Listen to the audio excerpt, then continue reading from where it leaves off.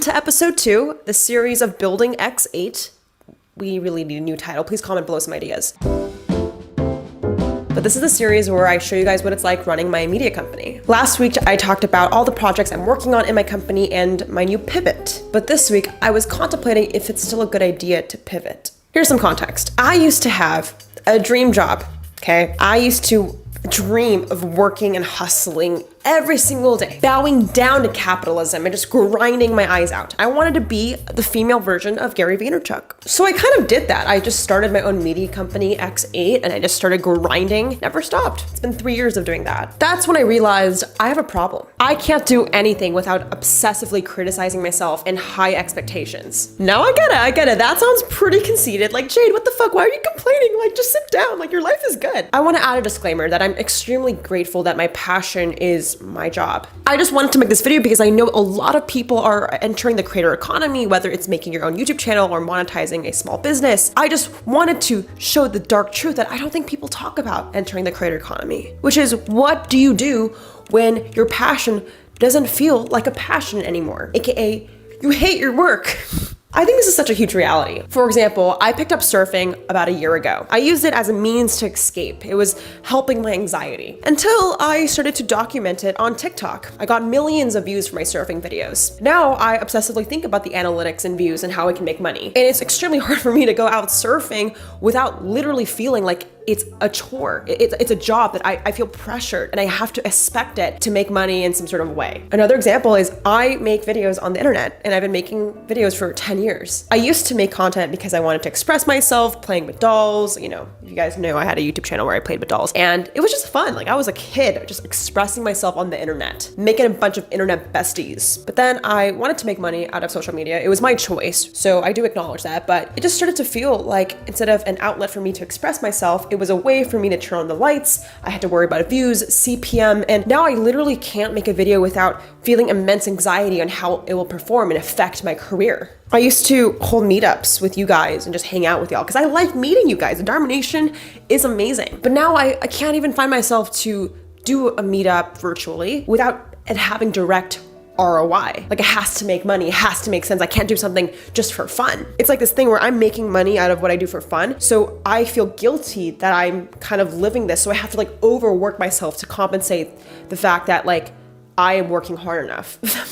Does that make any sense? I'm just gonna be honest, I'm getting into some pretty unhealthy habits that maybe I can explain in a future video, but it's linked to some disordered eating and I wanna figure out a way to enjoy my work. I want to be able to have hobbies again, to have an outlet where I can work and then have something that relieves my anxiety. Or else I'm going insane. I'm going insane. So I started researching. I listened to a podcast by Gary Vaynerchuk, who I really still do like, and he was talking about what to do when your hobby that you monetize feels like a job and a chore. And he said to demonetize it. What? Basically, he was saying if your passion becomes your job and you don't like your job anymore because it doesn't feel like a passion, you should demonetize it and you should just take off the pressure and expectation for it to pay your bills, which honestly makes sense to me. Actually, before this video, I made a whole other video explaining my plans to make myself love working and making videos again, which is going from X8 to my new pivot to create. And in that video, I basically explained that this is gonna make me happier because maybe I'm not happy making money this way, so I'll make money this way. This will make me happier. But that would only last for another 2.2 seconds before I realize it becomes a chore. The passion becomes a job. The interest becomes something that has an expectation. So what's the solution? Is it demonetizing it like Gary Vaynerchuk says? Well, I think it's a little bit of both. I think the truth of it is you have to remove expectation. And if that's removing money out of it, that might be the choice. For me, I think I'm putting unnecessary pressure for something to succeed immediately. I want the things I do to make a lot of money and also make me extremely happy. And I do think it exists. I think you can do what you love and it can make money, but it lasts for 2.2 seconds until you set another goal and this becomes a chore, and it's just not long-term thinking. Damn, does this sound depressing? I told you guys, this video is a little sad, but trust me, it's gonna get a little bit better. If the solution to making myself enjoy surfing and making videos again is removing expectation, I have to stop judging myself if I have a video that has less views. Like, I need to be a little kinder to Jade and stop being a little bitch when things don't go my way. So I'm gonna show you guys my plan to remove expectation and give myself a little bit of compassion while I start to enjoy what I do better. If you're feeling like nothing you're doing is working and you're just trying to build a company or a YouTube channel and it's just not getting views, I hope this video can help you see that I struggle with it too, and we're in this together, B. The first expectation I have to remove is the revenue needing to be predictable. You know, running an agency, this is a seasonal business. Advertising is seasonal. People don't buy things year-round the same, right? Christmas is a hot season, that's Q4, where people spend money on gifts, and that's maybe when my company will thrive. So some months like this will be drier, and that's just the nature of advertising. Just a recap from last week, X8 Media had some client projects that are doing really, really well. Currently, we have 3 clients. We call them Whale 1, Whale 2, and Whale 3. I have to keep all these projects anonymous, so I use these terms because I'm under NDA. But Whale 1 went live last week. I actually can announce it. It was P&G or Procter & Gamble. We did a campaign with King Science, and it just went live, which is super fun. Whale 2 is still in the works. It's a huge company that I'm really excited to announce, but that will be launching in the next 2 weeks. And Whale 3 is a freelancing platform. I just secured a 5-figure budget and more to come from that soon. We also got a project extended from a company called Extra, which is a debit card company. They rehired us to run another month of their creator partnerships. So that's cool. Last week, I also had 2 meetings with some potential leads. Leads are essentially projects that I haven't closed yet, but I'm in the process of nurturing. There's one company, let's call them Whale 4. They are a huge apparel brand and they want to do some Generation Alpha strategy with me. I'll do some consulting. Whale 5 is this tech platform that's, again, a whale in a sense of, I think they want to hire me for some consulting, but that project is still in the works. So as you can see, there's a bunch of projects going on at X8. We're grinding away, but deep down,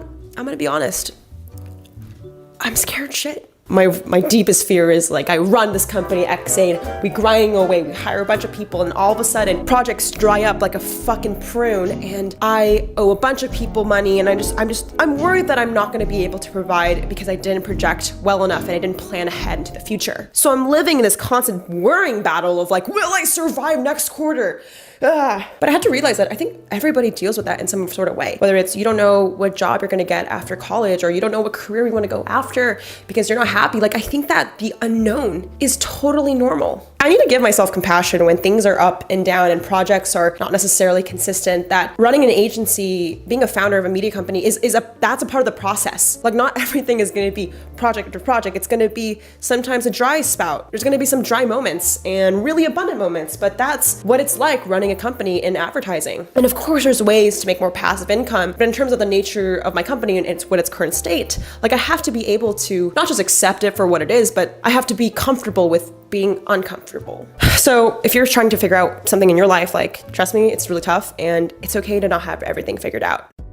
Expectation 2 is your team won't make mistakes. Agency work is tough. I mentioned in the last video that I currently work on negotiating contracts, pitching creators, and working with the legal team. And that work is not necessarily the most fun. So I'm working on outsourcing this a little bit better. I'm planning to still take on negotiating because I feel like that's part of my strength, but definitely trying to outsource the invoicing, the contracting to my assistant. And I am struggling to do so because I have this fear of like, if I don't do it, it's not going to be done well. And I realize like that's just not true. Like, your team might make mistakes, and that has nothing to do with you making a bad decision. If anything, that's a part of growing. You have to trust people to grow, Jade. Here it is. I'm trying to remove the judgment that everything has to be perfect when scaling. Scaling is a tough period, and I am doing everything I can to create standard operating procedures to train my team on certain protocols, but I have to be okay with the little mishaps, the little oopsies, you know? And that's a part of learning. That's a part of growing. So I'm trying to remove the expectation of like, everything has to be perfect so I can scale and I can actually outsource the things that I need to. I think the last expectation I have is your views and money define you. Like, I think the biggest thing is I expect the views and revenue in my company to define me. I expect it to make me feel more confident. And honestly, this is the biggest reason why doing a job that's your passion is dangerous. Like, when what you do for fun, personally, is mixed with what you do to turn on the lights, professionally, the line is blurred and you start to take things very personally. If something bad happens at work, you're like, I am a bad person. And this is something, I know this sounds really dramatic, but this actually happened to me last week. So 3 days ago, I was kicked out of my entrepreneurship group. I've been with this group for about 2 years. It's a group of over 50 young, extraordinary founders and athletes and creators. I was kicked out. Let's just name the founder of this group called Mark. And it was a very exclusive group. It is elite. It's basically a cult. Okay, I can say that now. But Mark told me that I'm no longer accepted into the group because I'm not achieving enough.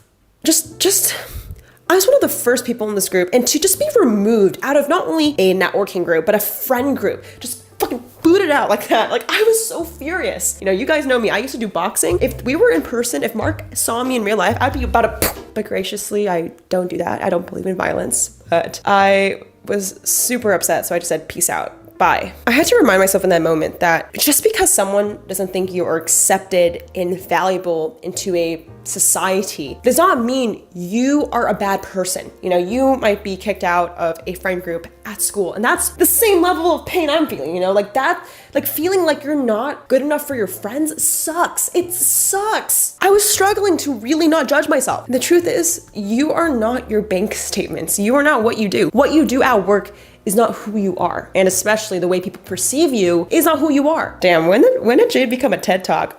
Make sure you like this video if you're so far enjoying this. By the way, I might make a whole video exposing this elitist cult later. So if you guys want that, let me know, because I have more stories where that came from.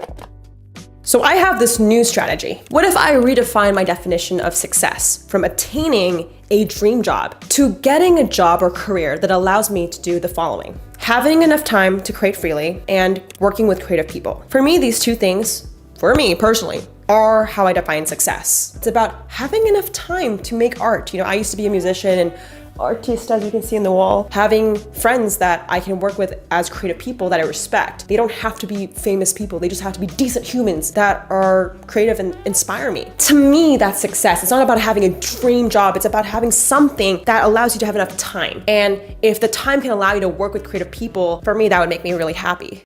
In terms of getting more time, I plan to do the following with X8. X8 is my media company. We're an influencer agency. And the goal is for me to generate more revenue in X8 so I can have more time. And this revenue I can use to hire people and keep growing, like I mentioned in the beginning, so I can have more time. Like, the key is for me to have enough time to make art and just spend time being myself and not worry about project to project. So there's two things I have with this. I'm gonna plan to actually charge more money with my projects. I used to take client projects that were like lower than 5 grand, but now I think I'm gonna set a project minimum of 25,000, and anything below I have to outsource to someone else just because it will not be worth my time. I used to do consulting for $500 an hour, and I'm gonna increase that to $750. I used to not charge any money if I spoke at events, but I'm gonna start to put a project minimum at 5 grand. And lastly, this is kind of weird, but I decided not to take any sponsorships for my channels for a while if I wouldn't promote them for free. And I know this is kind of weird and a little bit ironic, but I find that like I want to be selective and mindful of the projects I take. I want to work with creative people. And if it's not a brand that I love and genuinely fuck with, like, why would I recommend it to you guys? So I'm just starting, if you guys notice that I won't take as many sponsors, or at least they have to be something that I promote for free. For me, it's my way of trying to be very intentional with my time and not just take on more money just to be more busy, but just being very intentional with it. The second thing I'm thinking about is figuring out a way to outsource more items. So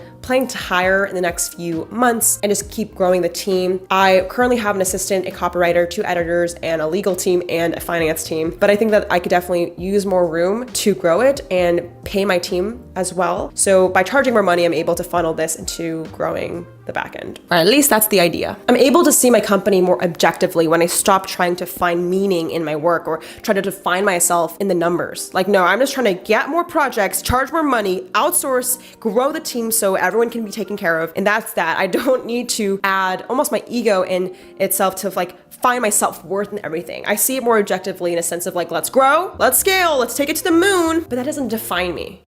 The second thing I want to touch on is my second goal of working with more creative people. And I think this is a little different because to me, this is what I think I want Create to be. For those who don't know, Create is a creative incubator where we help creators launch long-term businesses. I mentioned in my last video, I'm pivoting into crypto. And by the way, if you guys haven't seen my last video, you should definitely check it out. I'll link it below. So definitely bounce around after you watch this video. But I'm experimenting to turn Create into a social token incubator where we help creators launch their own currency. And that's a way for them to monetize and launch a business through their community. Before, The way I positioned Create was a way for me to make more money and to scale things bigger. And I realized like that's not gonna solve anything. Trying to make money out of Create instead of X8 is not gonna solve my problem of feeling like I'm not enjoying anything. Because although I'm interested into crypto and I'm interested into creator products, like once I fully monetize that and put a lot of expectation on it immediately, I find that I'm going to not enjoy it as much. So I'm redefining the goal for Create. Instead of it making money immediately in the first year, I'm just trying to build a creative incubator where I get to work with creative people and work on projects with people. Like that's it. And if I make money from it, cool. But if I don't, I'm not going to expect it. So I'm kind of experimenting with this idea of like X8 is like my day job. Let it become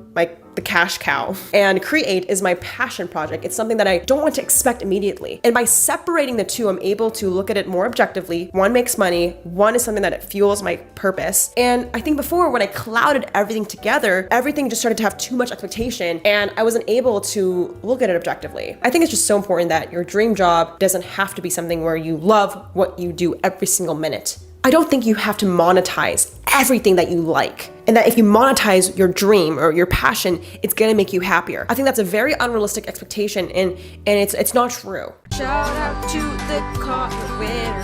Comment on this post to be featured in the next episode.